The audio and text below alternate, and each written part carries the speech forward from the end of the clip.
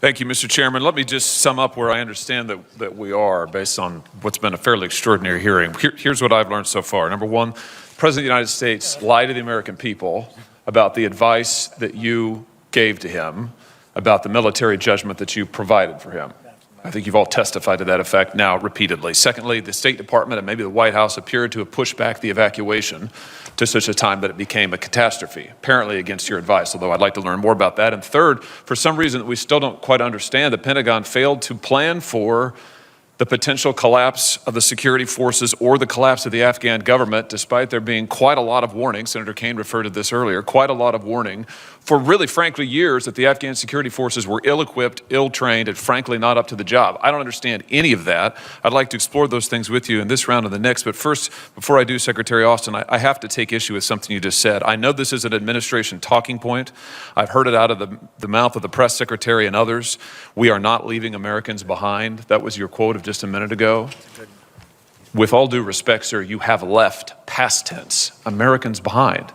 We have no presence any longer in Afghanistan. There were hundreds of Americans, and not just Americans generally, civilians you left behind against the president's explicit commitment not to leave until all American citizens were out and to safety. That is not what happened. And now we have people who are desperately, frantically trying to get out of this country, coming to me, coming to members of this committee, asking for help. They can't get that help. They're stuck behind enemy lines. So please don't tell me that we're not leaving Americans behind. You left them behind. Joe Biden left them behind. And frankly, it was a disgrace. Let me ask you this, though. Senator, thanks for your help in continuing to help get American citizens and Afghans who have helped us out of the country. But as you've seen, we've continued to facilitate. Well, actually, I didn't ask you a question, but since you seem to want to address the issue, so since you do, isn't it true 31st? There were Americans that were still in Afghanistan and still are. We continue to work to try to get those Americans out. Yeah, that's a yes. Let's not repeat, please, the frankly falsehood that we didn't leave Americans behind. Let me ask you this. Secretary Austin, you've alluded to several times the fact that the military was ready. You say this in your prepared remarks. By late April, you say military planners had crafted a number of evacuation scenarios. You refer later in your remarks to the fact that you were waiting for the State Department to make a decision about evacuations. NBC News is reporting this morning that the military wanted to begin evacuations earlier, but the State Department and the White House intervened, and by May the 8th said, no, we're delaying the evacuations of our civilians. Can you just help us get to the truth here? Was it your judgment and opinion that the evacuations of civilians should have begun before the middle of August? We provided our input to the State Department, and again, it is the call of the State Department to I understand that. I understand that, Mr. Secretary. I'm asking for what your judgment was, and I'm asking specifically about your testimony that in April you develop evacuation scenarios, and this is reported by multiple sources this morning in the news. So I just wonder, as of late April, was it your opinion that the evacuations of civilians should begin earlier than they did? We provided input to try to get out as many Afghans who have helped us along the way as early as possible. But again, the State Department has made its decisions based upon the fact that even President Ghani had engaged them and said, hey, we're very concerned about the mass exodus of civilians from the country. General Milley, let me direct this to you.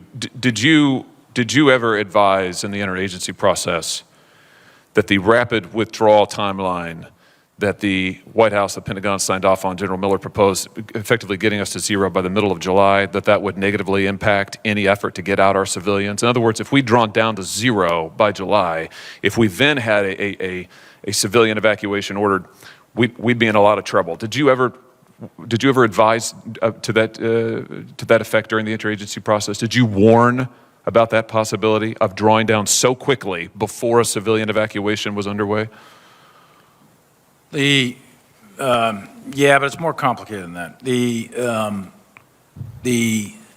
drawdown of the forces under Miller, those guys are advisors. They're not the NEO kind of guys.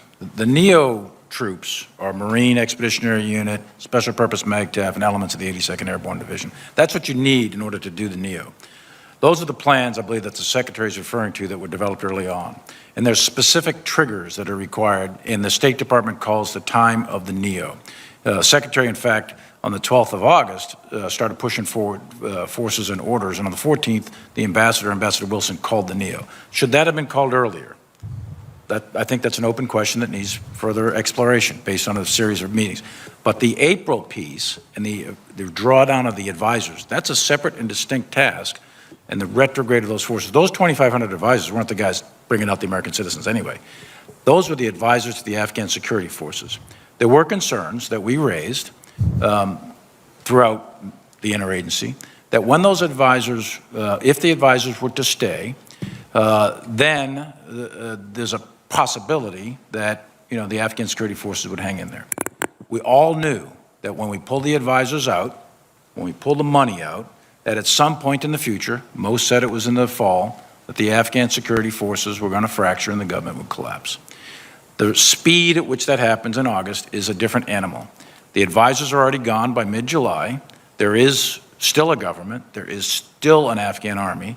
And the assumption was that it would remain, and the mission was to keep the embassy open, secure the embassy, transition that off to contractors, and then all the military would be out, and it would be a diplomatic mission, and there'd be money and over-the-horizon thought. None of that happened because that army and that government collapsed very rapidly. As soon as those indicators came of fracture, Secretary Austin and others throughout the government executed and implemented a NEO plan for which there was contingencies that were built. There was a plan for a rapid collapse, and that was the NEO plan that General McKenzie had come up with, and that's what was executed. That's why those 6,000 troops could deploy as rapidly as they did. That's why all those aircraft showed up. That wasn't done without planning. That was done with planning, and that was done from an operational and tactical standpoint. That was a success. Strategically, the war is lost. The enemy's in Kabul. So that you have a strategic failure while you simultaneously have an operational and tactical success by the soldiers on the ground. So I think we're conflating some things that we need to separate in this after-action review process so that we clearly understand what exactly happened. And I'm sorry for taking all that time, but I thought it was necessary. Thank you, Senator Hawley.